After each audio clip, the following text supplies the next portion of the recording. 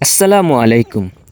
আমাদের বড়ি বাগানে বড়ি গাছের সার বা খাদ্য দেওয়ার পাশাপাশি অনেক ধরনের রোগ প্রতিরোধের জন্য নিয়মিত গাছের মধ্যে বিষ মারতে হয়। অনেক দিন ধরে গাছের মধ্যে বিষ না মারার কারণে অনেক ধরনের পোকামাকড় ও ছত্রাক বড়ি গাছগুলোতে বাসা বেঁধেছে। ছত্রাকের আক্রমণের ফলে গাছগুলো লাল হয়ে যায় আর গাছের বৃদ্ধিও কমে যায়। গাছের বৃদ্ধি কমে গেলে বা গাছ যদি বড় হতে না পারে তাহলে গাছের মধ্যে তেমন ফলনও পাওয়া যায় না। এই ছত্রাকটি গাছের জন্য খুবই মারাত্মক একটি রোগ। তাই বাগানে চলে যাই বড়ির গাছগুলোতে বিষ মারার জন্য।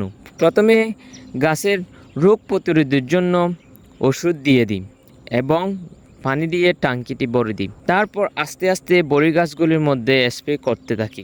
এর পাশাপাশি বাগানের মধ্যে অনেক ঘাস জন্মে গিয়েছে। বাগানটি একদম ঘাসে ভরে গিয়েছে। এই রকম ঘাস হলে ঘাসের মধ্যে অনেক ধরনের বিষধর সাপ থাকতে পারে। তাই ঘাসগুলোকে দমন করার জন্য ঘাসের বিষও মেরে দেওয়া হচ্ছে, যাতে ঘাসগুলো মরে যায় আর বাগানটিও পরিষ্কার হয়ে যায়। আলহামদুলিল্লাহ, আমাদের সব কাজই কমপ্লিট হয়ে গেছে। আমাদের জন্য দোয়া করবে। আসসালামু আলাইকুম।